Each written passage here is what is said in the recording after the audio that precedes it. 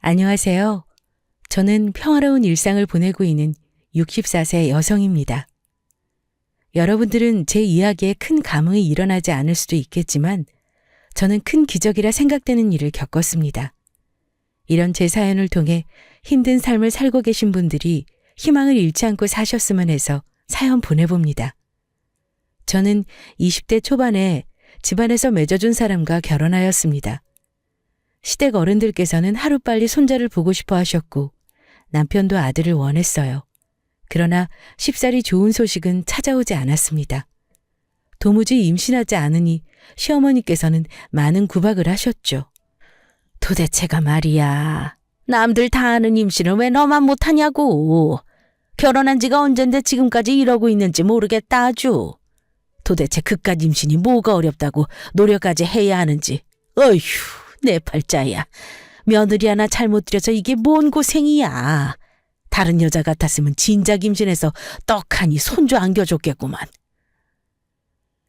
하루가 멀다 하고 이어지는 구박과 눈치에 자존감은 늘 바닥을 쳤고 임신이 잘 안 되는 상황에 자신을 많이 자책하며 지냈습니다. 남편도 그런 저를 못마땅해 했죠. 아이 못 가지는 여자가 있다더니만 당신이 혹시 그런 거 아니야? 그럼 내가 불임이라도 된다는 말이에요? 그러지 않고서야 지금껏 소식 없는 게 말이나 돼? 노력하는 것도 한두 번이고 빨리 대를 이어야 하는데 부모님 볼 면도 안 서는구먼. 저는 이 집에 시집와서 3년 동안 구박덩어리 신세였습니다. 항상 갖은 구박을 받으며 살아왔기 때문에 이러한 삶이 당연하다고 생각했어요. 거기다 임신까지 못하는 처지라서 시댁 사람 모두에게 눈엣 가시 같은 존재였습니다. 남편까지 합세했다면 말 다 했죠. 이 낯선 곳에 시집와서 그저 믿을 사람이라곤 남편밖에 없는데 그런 남편도 내 편이 아니니 어디 하나 믿을 곳 없이 늘 혼자 이겨내야 했죠. 하지만 이러한 상황에서 저조차도 저 자신이 싫어지더군요. 그러던 차에 남편이 어떤 젊은 여자를 데리고 집에 들어왔습니다. 당신 옆에 이 여자는 누구예요? 난 당신한테 할 말 없으니까 이 사람에 대해서 궁금해하거든 어머니께 여쭤봐. 자, 우리는 들어갑시다. 짐도 풀 겸 이제부터 지낼 곳을 살펴봐야지. 어딜 들어가요? 거긴 우리 방이잖아요. 남편의 팔을 붙잡으며 들어가는 것을 말리자 소리를 듣고 나온 시어머니께서 제 옷을 마당에 던지며 한 소리셨습니다. 어디서 재수없게 여자가 소리를 질러? 당장 내 짐 가지고 썩 꺼지거라. 어머니, 그게 무슨 말씀이세요? 갑자기 왜? 갑자기라니. 그럼 애도 못 낳는 너를 평생 이 집에 둬야겠느냐? 더 늦기 전에 얼른 너 내쫓고 내 아들 새장가 드려야겠으니까 잠만 말고 네 집으로 꺼져. 티 하나 못 있는 게 누구 인생을 망치려고. 어머니 잘못했어요. 제발 쫓아내지만 마세요. 이대로 쫓겨나면 제가 어디로 가요? 오염이 제가 조강지처이고 이 집 사람인데 죽어도 여기서 죽어야죠. 이거 말하는 거 봐라. 내가 왜 이 집 귀신이야? 애도 하나 못 낳는 게 어디로 엉겨붙으려 들어. 더 이상 내 걸 보고 싶지 않으니 얼른 썩 나가라니까. 제발 쫓아내지 말라는 간곡한 제 부탁에도 시어머니는 저를 문 밖으로 밀쳐내셨습니다. 한순간에 집에서 쫓겨난 저는 울고불고 문에 매달리며 남편과 어머니를 불렀지만 그 누구도 문을 열어주지 않았어요. 쫓겨난 마당에 어디로 가야 할지도 몰랐고 결혼하고 나서 친정에 잘 못 갔는데 돌아가는 것도 마음이 참 어려웠습니다. 한참을 고민하다 추위에 벌벌 떨며 결국 친정문을 두드렸어요. 문을 열고 나오신 엄마는 제 몰골을 보고 많이 놀라셨습니다. 아이를 낳지 못해 시댁에서 쫓겨났다는 말에 친정 가족들 모두 속상해하면서도 저를 어찌하면 좋을지 곤란해하더군요. 아버지는 쫓겨난 딸이 창피하니 밖에 돌아다니지 말고 집에만 있으라고 했죠. 그러다 며칠 후 엄마께서 진지한 표정으로 제게 말씀하셨습니다. 비록 한번 결혼해서 실패했지만 그래도 내 나이가 젊잖아. 둘 사이에 애도 없었으니까 다시 시작해도 되지 않겠어? 그 말은 또 시집가란 소리야? 애 못 낳아서 쫓겨난 마당에 누가 이런 나랑 결혼하고 싶어 하겠어. 누구든 없겠어? 찾자고 마음 먹으면 내 짝될 사람 얼마든지 있지. 그리고 원래 임신이란 게 쫓기듯이 준비하면 잘 들어서지도 않는 법이야. 그냥 인생 경험했다고 생각하고 좋은 사람 만나서 다시 시작하자. 엄마가 주변에서 선자리 좀 알아볼 테니까. 알겠지? 그래도 난 아직... 어이구 이거사. 네 아버지 좀 봐. 시집간 딸 쫓겨나 다시 왔다고 얼마나 꼴보기 싫어하냐? 너 계속 이러고 집에 있다간 네 아버지가 더 엄한 놈한테 팔아버릴지도 몰라. 그러니까 그냥 엄마가 하란 대로 해. 저는 엄마의 설득에 못 이겨 어쩔 수 없이 재혼 생각을 해보겠다고 했습니다. 엄마는 주변 아는 지인들에게 재혼 자리 놔달라고 하셨고 어느 날 엄마와 친한 친구분께서 전화를 주시며 괜찮은 사람을 소개해준다고 하셨습니다. 엄마는 잘 됐다며 좋아하셨지만 잠시 후 이야기를 더 듣던 엄마의 표정이 확 굳어지더니 힘없이 알겠다고 하고 끊으셨어요. 그리고 제게 와서 좋지 않은 표정으로 선자리 소식을 알리셨습니다. 전 그런 엄마의 표정이 이상하여 무슨 일인지 물어봤어요. 엄마 친구한테 전화 왔는데 괜찮은 사람 하나 있다고 하더라. 조만간 자리 만들어 볼 테니까 그런 줄 알아. 엄마, 그런데 표정이 왜 안 좋아? 뭐 문제라도 있는 사람처럼? 통화할 때 괜찮은 사람 있다고 좋아하더니 지금은 표정이 안 좋네? 그게... 그래. 어차피 너도 알게 될 텐데 뭐 너한테 숨긴다고 뭐가 달라지겠니? 엄마랑 오랜 친구인 아줌마 알지? 그럼 부잣집에 시집 잘 갔다고 엄마가 되게 부러워했잖아. 그래. 그 친구가 알아봐준 사람인데 돈도 많고 부자래. 그런데 그 남자 밑으로 자식 둘이 딸려있다고 하더구나. 처음에 부잣집 남자라고 해서 뭐가 아쉬워 우리 딸하고 재혼하려 그러나 했더니 글쎄 자식이 있다고 하네. 엄마, 그게 무슨 상관이야. 난 괜찮아. 새장가 드는 사람도 아니고 새로 재혼하는 처지잖아. 아무리 그래도 너랑 같니? 결혼했어도 넌 아이 한번 낳지 않은 처지인데 그 남자는 아이가 둘이나 딸렸다고 하니 기분이 영 그렇네. 그래도 뭐 어쩌겠어. 내가 딱히 내세울 조건은 아니잖아. 그래. 그건 또 그렇다만 그래도 엄마 마음이 편치 않아. 하지만 엄마 친구가 사람 보는 눈은 좋으니까 한번 만나보기만 해라. 아무리 재혼자라고 해도 아이 둘 딸린 남자를 딸에게 소개해주는 것이 맞는 일인지 선뜻 내켜 하진 않으셨지만 그래도 아이를 제외하고 본다면 집도 잘 살고 능력 좋은 사람이라 생각하셨는지 제게 한번 만나보는 것도 나쁘지 않을 것 같다고 하셨습니다. 저는 엄마의 말을 듣고 그 남자를 만나게 되었죠. 그런데 별 기대 없이 만나게 된 그 남자는 생각보다 정말 괜찮은 사람이었습니다. 전 남편과는 전혀 다르게 매우 다정다감한 성격이었죠. 그리고 그 남자도 저를 처음 보자마자 마음에 들었다고 했습니다. 몇 번 더 서로 호감을 느끼고 만남을 이어오다 남자는 제게 재혼하자고 했습니다. 그리고 덧붙여 전처 이야기를 꺼냈고요. 전처도 당신처럼 참 순박하고 따뜻한 사람이었어요. 이란성 쌍둥이를 임신하고 출산할 때 몸이 약했던 아내는 이어서 둘째를 낳다가 그만 하늘로 가버렸죠. 그 뒤로 아이들은 따로 돌봄 아주머니가 봐주시는데 엄마께서 젊은 나이에 남자 혼자 아이들 키우기 어렵다고 자꾸 재혼하라고 하셨거든요. 그런데 이렇게 당신을 만나게 돼서 참 다행이라고 생각이 들어요. 아마 다른 사람이라면 재혼 생각 못했을 겁니다. 당신이기 때문에 다시 생각할 수 있었고요. 그래서 하는 말인데 우리 서로 그만 고민하고 결혼합시다. 하루빨리 당신과 안정적인 가정을 이루고 싶어요. 우리들이 서로 보듬으며 잘 살아봅시다. 호감이 없진 않았지만 전처 이야기까지 듣고 나니 이 사람에게 제가 특별해진 기분이 들었습니다. 속에 있는 말들을 주고받기 시작하니 서로의 상처를 알아주고 보듬어가는 게 어렵지 않더군요. 그렇게 저는 이 남자와 재혼하게 되었습니다. 그리고 남편의 아이들을 처음 보게 되었어요. 둘 다 아직 어린 아기들이었고 결혼하자마자 초보 엄마가 된 저는 최선을 다해 아이들을 돌보며 남편 내조에 힘썼습니다. 그리고 친정엄마께서는 아무리 자식들이 있다고 한들 우리 둘 사이에 아이가 꼭 있어야 한다고 당부하셨죠. 남편도 이 말을 동의했고 우리들은 서로 노력하여 임신 계획도 세웠습니다. 그러나 좀처럼 아이는 찾아오지 않았죠. 이상함을 느낀 저는 남편 몰래 병원을 찾아가 검사를 하게 되었고 의사에게 불임이라는 진단을 받았습니다. 이날 남편을 붙잡고 얼마나 서럽게 울었는지 모릅니다. 왜 우리에게 아이가 찾아오지 않는지 얼마나 생각했는지 몰라요. 그런데 내가 불임이라서 그런 거였어요.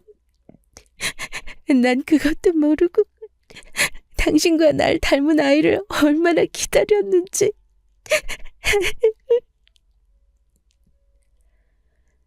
서러워 엉엉 우는 저를 남편은 포근히 안아서 달래주었습니다. 그리고 제게 이런 말을 하더군요. 나도 당신을 닮은 예쁜 딸을 낳고 싶지만 이렇게 된 걸 어쩌겠어. 하늘이 우리에게 더 이상 아이를 선물해 줄 생각이 없는 거겠지. 절대 당신 탓이 아니니까 원망하지 말고 좋게 생각합시다.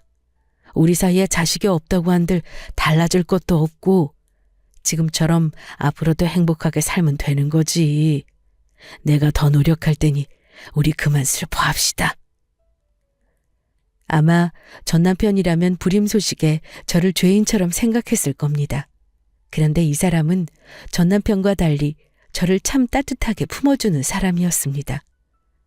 슬프고 속상했지만 남편의 위로 섞인 말들로 치유가 되는 듯 했어요. 그리고 이 사람을 만나서 참 다행이라고 생각했습니다. 왜냐하면 저를 많이 사랑해주고 존중해주는 모습도 좋지만 평생 아이를 낳지 못하는 제게 귀여운 아들 둘을 선물로 준 사람이니까요. 저는 이날을 시점으로 마음속에 큰 다짐 하나를 했습니다. 앞으로 제 인생에 자식을 우리 아들 둘밖에 없다고요. 비록 배 아파 낳은 자식은 아니지만 마음과 눈물로 맺어 낳은 아들이라고 생각하며 엄마 노릇에 최선을 다하리라 다짐했습니다. 아이들도 어릴 때부터 제 손에 컸기 때문에 저를 친엄마로 알고 자랐죠. 그렇게 세월이 지나 어느덧 아이들은 성인이 되었고 결혼까지 하였죠. 사랑으로 열심히 키운 자식들을 다 장가보내고 나서 우리 부부는 한적한 단독주택에서 평화로운 나날을 보냈습니다. 그런데 어느 날부터 남편 몸이 이상하다 싶어 검사받아 보니 글쎄 암이라고 하더군요. 천청병력 같은 소식에 우리 부부는 매우 놀랐습니다. 자식들 다 장가보내고 이제 큰 걱정 없이 평화롭게 지내나 싶었는데 암이라뇨. 이 사실을 알게 된 자식들도 바로 남편과 저를 찾아왔습니다. 이게 무슨 일이에요? 아버지가 암이라뇨. 그러게 말이다. 나도 내가 암이라는 병에 걸렸을 줄 알았겠니? 틈틈이 챙긴다고 챙겼는데 그동안 내 몸을 잘 돌보지 못한 모양이야. 그래도 걱정하지 말아라. 이곳에서 내 엄마랑 편하게 쉬면서 조금이라도 더 이겨볼 테니. 엄마랑 여기 계시려고요? 병원에 입원하셔야죠. 다른 것도 아니고 암인데. 의사가 그러더구나. 이미 꽤 진행된 상태고 다른 곳에도 전이된 상태라고. 수술이나 항암 치료를 해야 하지만 너희도 알다시피 내 나이가 젊은 것도 아니고 다 나을 수 있다는 확실한 보장도 없는 상태여서 허망하게 병원 생활하기 싫다. 그럴 바에는 그냥 여기서 내 엄마랑 지내는 게 훨씬 마음 편하고 좋아. 엄마도 걱정되어 내 아빠 설득해봤는데 도무지 듣질 않으신다. 그런데 어쩌겠니. 여기서 엄마랑 지내는 게 마음 편하시다는데 엄마는 내 아빠 의견 존중하려고 병원 치료는 통원식으로 왔다 갔다 하면서 받기로 했어. 우선 그렇게 알고 있고 엄마가 아빠 옆에서 잘 챙겨줄 테니까 너희들은 너무 걱정하지 않아도 돼. 엄마도 힘드실 텐데 몸 잘 챙기세요. 저희도 자주 들여다볼게요. 그리고 아버지, 이런 상황에 이런 말씀 드리면 오해하실 수도 있겠지만 그래도 나중을 위해서 확실히 해주시는 게 좋을 것 같아서요. 무엇을 말이냐? 지금 아버지 회사요. 저랑 동생이 대리 운영하고 있지만 확실히 후계자로 선임해 주셔야 하지 않나 싶어서요. 재산도 미리 나눠주시면 더 좋을 것 같고. 너희 지금 아버지 앞에서 이게 무슨 말이니? 내 아버지 아직 돌아가시지도 않았는데 무슨 재산 타령이야. 때 되면 어련히 알아서 해주실까. 내 아버지가 얼마나 속상해 하시겠어? 그렇지만 암이시라고 하니 걱정돼서. 사람 일 잘 모르잖아요. 갑자기 잘못되실 수도 있는 거고. 아무리 그래도 지금 이 상황에 그런 말은 아니지. 여보, 난 괜찮아요. 생각해보니까 아이들 말이 맞을 수도 있어요. 내가 오래 살 거라는 보장도 없는 상황이고. 그래, 너희들이 하는 말 잘 알아들었고 어차피 내 회사 이어갈 사람 둘밖에 더 있겠어. 물려줄 재산이랑 회사 임원회의 준비할 테니 기다리거라.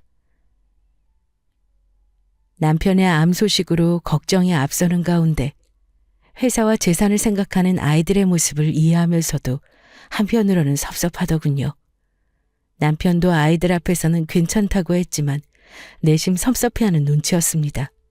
그러나 언젠가는 물려줄 회사이기 때문에 건강 돌보는 것에 더 집중할 겸 회사를 자식들에게 다 넘겨주기로 의논했습니다. 남편도 더 이상 회사에 신경 쓰지 않고 편히 쉬어야 했으니까요. 얼마 후 임원회의와 투표를 통해 첫째 아들이 대표 자리에 앉게 되었고 둘째 아들은 부사장으로 취임하게 되었죠. 그리고 저와 남편은 1년 정도 한적한 곳에서 자연을 벗삼아 열심히 건강 회복에 힘썼습니다. 하지만 이상하게도 남편의 몸은 좀처럼 나아지지 않더군요. 결국 건강이 점점 심해지게 되었고 병원에 입원했습니다. 그리고 남편은 저를 둔 채로 떠나버렸어요. 자식들과 함께 정성스레 남편의 장례를 치러 마무리하였고 홀로 집에 돌아왔습니다. 그리고 더 이상 옆에 없는 남편의 빈자리가 더 크게 느껴졌어요. 하지만 먼저 떠나간 남편이 힘들어하는 제 모습을 본다면 마음 아파할 거라 생각되어 조금씩 기운을 냈습니다. 그렇게 점차 나아갈 무렵 누군가가 저를 찾아왔습니다. 누구시죠? 부동산에서 왔어요. 몇 번 연락드렸는데 바쁘신지 전화를 받지 않으시더라고요. 부동산이요? 어머, 김 사장님, 우리 집은 어쩐 일로... 네? 어쩐 일이긴요. 아드님이 집 땅 내놓으셨잖아요. 그래서 마침 여기 보고 싶다는 분 계셔서 모셔왔어요. 네? 그게 무슨 말씀이에요? 우리 아들이 집을 내놓다니요? 아니, 아드님께 이야기 못 들으셨어요? 저는 당연히 사모님도 아시는 줄 알고. 얼마 전에 큰아드님 쪽으로 연락이 왔어요. 여기 땅 전부 내놓겠다고요. 그래서 저는 사모님이 큰아드님 댁으로 들어가시는 줄 알았죠. 사장님도 그렇게 가시고 혼자시니까. 우리 아들이 이 땅을 내놓겠다 했다고요? 전 아들에게 들은 말이 없어요. 뭔가 착오가 있었던 모양인데 죄송하지만 우리 아들과 이야기하고 다시 연락드릴 테니 오늘은 이만 돌아가 주세요. 일단 부동산 사장님을 도로 보내고 상황이 어떻게 돌아가는 건가 궁금하여 아들에게 전화했습니다. 그러자 아들은 마침 드릴 말씀도 있다고 하며 집에 들르겠다고 했어요. 저녁 시간이 되니 큰아들이 집에 찾아왔습니다. 저는 오랜만에 함께 저녁이나 먹을까 싶어 자식들이 좋아하는 음식을 준비했습니다. 어서 와. 오느라 고생했다. 막내는 같이 오는 거 아니었어? 요즘 아주 바쁘니? 회사 일이 많은지 너희 둘 다 통 연락도 없고 얼굴도 안 비추고 말이야. 참 배고프지? 오랜만에 같이 저녁 먹으려고 좋아하는 걸로 준비했어. 막내도 같이 먹으면 좋을 텐데 아쉽네. 오늘은 우리 둘이라도 먹자. 얼른 앉아. 아니요. 바빠서 필요한 말씀만 드리고 가려고요. 응? 그렇게 바쁘니? 그래도 그렇지. 오랜만에 보는 얼굴인데 저녁이라도 먹고 가지 그래. 생각 없다니까요? 그나저나 오늘 부동산에서 이야기 들으셨죠? 집 땅 내놓은 거. 안 그래도 그러더라. 정말 내가 집 땅 내놓겠다고 했니? 너 혹시 엄마 혼자 여기서 지내는 거 걱정되어 그래? 그래서 이참에 같이 모시고 살고 싶은 거야? 그런 거라면 엄마는 괜찮아. 내 아빠 없어서 혼자 적적하기도 한데 그래도 여기 곳곳에 내 아빠 흔적들이 있어서 엄마는 좋아. 정 걱정되면 연락 자주 하고 얼굴이나 좀 보여줘. 내 새끼들 얼굴 다 잊어버리겠다. 아니요. 뭔가 착각하신 모양인데 모실 생각 없습니다. 어머니 따지면 제가 모실 이유 없죠. 뭐? 너 지금 뭐라고 한 거니? 모실 이유가 없다니. 아니, 너한테 모시라고 이야기한 건 아니지만 그렇게 이야기하니까 엄마가 당황스럽다. 혹시 무슨 일 있니? 그러고 보니 얼굴이 안 좋은 것 같네. 무슨 일 있는 거 맞는 거야? 그래서 이래? 왜요? 아버지 대신 대표 자리에 앉은 제가 회사 운영 잘하지 못할까 봐 걱정돼요 그러세요? 그런 거라면 걱정하지 마세요. 충분히 잘하고 있으니까. 아니, 너 아까부터 왜 그래? 걱정되어 묻는 엄마한테 비뚤게 말하고. 자꾸 그러니까 정말 무슨 일 있는 건지 더 걱정되잖아. 그러지 말고 왜 이런지 솔직하게 말해봐. 엄마가 다 들어줄게. 도움되는 거라면 도움도 주고. 의논할 사항 없습니다. 다시 돌아가서 이 집 땅은 우리 아버지 땅이니 자식인 제가 얼마든지 처분할 수 있어요. 그래서 부동산에 내놓았습니다. 더 이상 제가 이 땅을 관리할 필요도 없고 차라리 땅 내놓고 받은 돈으로 용돈거리나 할 생각이에요. 그게 무슨... 그럼 난 이 땅을 팔면 엄마는 어쩌라고? 엄마요? 누가 제 엄마죠? 뭐? 당신 내 엄마 아니잖아요. 그저 보모였지. 아니 너 지금 무슨 소리라는 거니? 보모라니. 설마 너 알고 있었던 거야? 아니 언제부터 알았니? 대체 그걸 어떻게... 혹시 막내도 이 사실을 알고 있니? 네, 아버지 돌아가시기 전에 알았어요. 병실에서 아버지랑 이야기하는 거 들었거든요. 근데 뭐 어느 정도 예감은 했습니다. 전혀 닮은 구석이 없어서. 그때 아버지와 나누는 이야기를 듣고 나니 이해되더군요. 당신은 역시 내 친엄마가 아니란 것을. 그래, 너희한테 미리 이야기하지 못한 건 정말 미안해. 너희들이 받을 충격이 두려워서 나중에 말한다는 것이 자꾸만 미뤄졌어. 그리고 어차피 너희들 어릴 때 재혼한 거라 괜찮을 거로 생각했나 봐. 하지만 배 아파 낳은 자식은 아니어도 엄만 너희들을 친자식이 아니라고 생각한 적 단 한 번도 없어. 마음으로 낳아 기른 소중한 내 자식들이었으니까. 당신이 우리를 어떻게 생각했던 건 관심 없습니다. 진상은 친엄마가 아니라는 거 아닌가? 그러니까 우린 친엄마도 아닌 당신을 모실 이유 없고 아버지의 땅에서 지내게 할 의무도 없죠. 조만간 여기 정리할 테니 알아서 짐 정리하고 나가주세요. 이 바닥에 소문나면 곤란하니까 조용히 나가시는 게 좋을 거예요. 그래도 보모 노릇 해주신 값은 챙겨드릴 테니까 걱정 마시고요.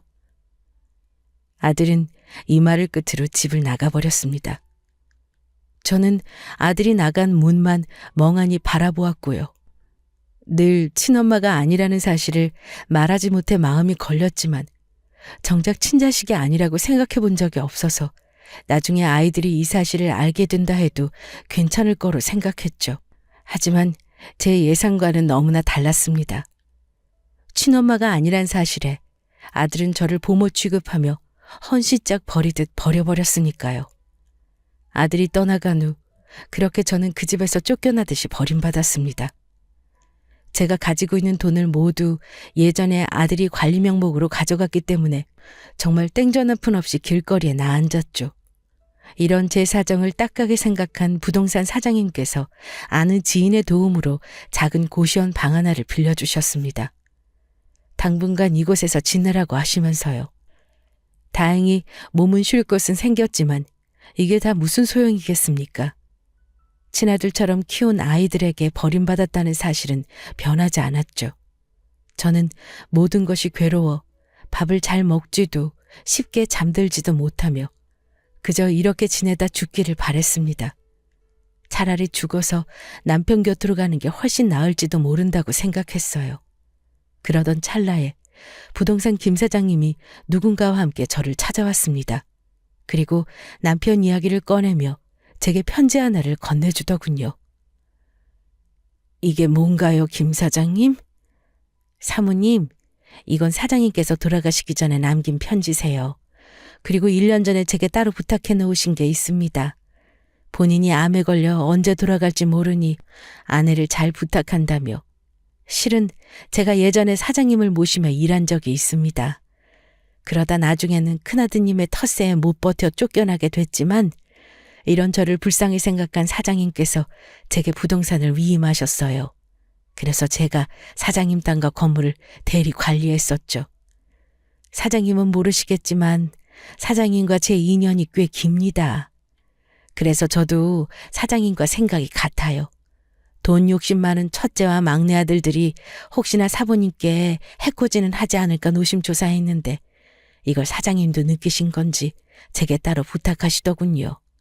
그리고 옆에 이 사람은 사장님께서 따로 조치해 놓으신 변호사입니다. 현재 회사 관련 일도 맡고 계시고요. 이분께서 앞으로 사모님을 많이 도와주실 거예요. 저는 김 사장님의 말씀을 들은 후 눈물을 머금은 채 덜덜 떨리는 손으로 한 글자 한 글자씩 편지를 읽어 내려갔습니다.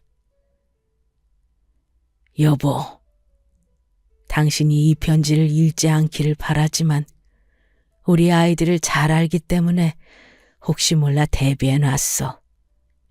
당신이 어릴 때부터 친자식처럼 소중하게 키워준 우리 아이들이 어느 순간부터 회사 일과 돈 욕심을 내더군. 그래도 당신이 헌신하며 키워준 은혜를 저버릴까 싶지만 우연히 그나들의 통화를 듣게 됐지. 골칫거리인 내가 빨리 죽어야 본인이 회사를 차지할 수 있는데 회사만 차지하면 늙어서 아무것도 할 수 없는 엄마도 혹처럼 떼어버리고 싶다면서 우리를 아주 뒷방 늙은이 취급하더구먼. 그 말을 듣는데 도저히 당신 혼자 둘 수가 없었어. 그래서 최대한 병원을 멀리하고 당신 곁에 머물면서 지켜주고 싶었지. 그래서 당신과 한적한 곳에서 지낸 거야. 건강 챙기면서 지내면 조금이라도 내가 당신을 지켜줄 수 있으니까 말이야. 그런데 난 더 이상 힘이 없나 봐. 이렇게 펜을 쥐는 것도 이젠 힘에 부치네. 여보, 이 편지를 읽게 된 이상 이제 더 이상 못된 자식들 생각하지 말고 당신을 위해서 살아. 당신이 사랑으로 키워준 건 맞지만 부모를 아무렇지 않게 생각하는 고향 것들은 자식도 아니지. 부디 당신이 행복했으면 좋겠어. 내가 언제나 당신 곁에서 응원할 테니 혼자라고 생각하지 말고 고운 얼굴에 눈물 흘리지 마라. 사랑해, 여보. 남편의 숨겨진 편지를 읽어 저는 그대로 주저앉아 엉엉 목 놓아 울었습니다. 그리고 그런 저를 안타깝게 보던 김 사장님께서 다독여 주셨어요. 옆에 있던 변호사분도 한숨을 한번 내뱉으시더니 제게 또 다른 서류 하나를 건네셨습니다. 이건 사장님께서 남기신 주식 지분입니다. 사장님께서는 본인 지분과 친한 임원들의 지분을 다 사들이셨고 합쳐진 지분을 전부 여기 계신 김 사장님께 위임하셨습니다.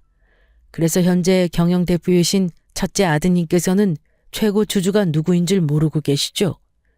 김 사장님은 임원 총회 때 늘 대리로 다른 사람을 내세웠으니 아마 다른 사람을 최고주주로 알고 있을 겁니다. 사장님께서는 사모님에게 안 좋은 일이 생길 경우 김 사장님이 갖고 계신 주식 전부를 사모님께 위임하실 수 있도록 조치 취해 놓으셨어요. 방금 서류 절차가 다 마무리됐고요. 이제부터는 사모님께서 최고 주주이십니다. 이제 이걸로 배은망덕한 아들들 혼내러 가시죠. 죽는 순간까지 내 걱정만 한 남편이 생각나 저는 마음이 아프면서도 참 고마웠습니다. 그리고 김 사장님과 변호사님을 따라 회사로 향했죠. 저를 본 첫째 아들은 잡상인 취급하며 쫓아내려 했지만 최고 주주의 권한으로 대표 교체권을 이야기하자 아들은 이게 무슨 소리냐며 난리치더군요. 그리고 변호사가 내민 서류를 확인하더니 눈이 돌아 소리쳤습니다. 이것들이 누굴 속이려 들어? 이게 말이나 돼? 우리 아버지가 왜 나한테 이러냐고? 세상에 하나밖에 없는 핏줄한테 이러실 리 없잖아. 없기는 내가 이렇게 천하의 불효자식이니까 이러셨겠지. 난 오로지 착한 내 자식들이라 생각하면서 키웠어. 그런데 너희들이 어떻게 나한테 이럴 수가 있니? 이런 패륜한 짓을 해놓고 잘 먹고 잘 살 줄 알았어? 너희 같은 못된 아이들은 회사 경영에 참여할 자격도 없어. 보나마나 회사 관리도 너희들 입맛대로 쑥대밭 만들어놨겠지. 그래서 이제부터 최고 주주의 권한으로 너희들 다 몰아내고 올바른 전문 경영인 앉힐 거야. 이게 내 아버지도 바라시는 일이고. 그렇게 저는 아들 둘 회사 높은 자리에서 끌어내렸고 김 사장님께 추천받은 좋은 경영인으로 회사를 맡겼습니다. 물론 제 주식은 그대로 확보한 상태고요. 마음 같아서는 아들들을 회사에서 아예 쫓아내고 싶지만 부모의 마음이 뭔지 마음으로 낳았어도 제 자식인 건 변하지 않았죠. 바닥에서부터 다시 시작하도록 조치 취해놨습니다. 높은 자리에서 한순간에 말단 신세로 떨어진 것을 못 견뎌 했지만 이제는 어느 정도 받아들이고 사는 것 같네요. 그리고 저는 남편과 살던 집을 다시 찾아올 수 있었습니다. 그곳에서 남은 삶 편히 쉬다 남편 곁으로 갈 생각이고요. 그리고 제가 죽으면 제 재산을 불우한 이웃을 도는 데 쓰일 계획입니다. 이미 법적으로 다 조치 취해놓은 상황이고 아들들에게는 아파트 한 채씩만 물려줄 생각이에요. 우리 아이들은 이번 기회를 통해 잊지 못할 교훈을 느꼈을 겁니다.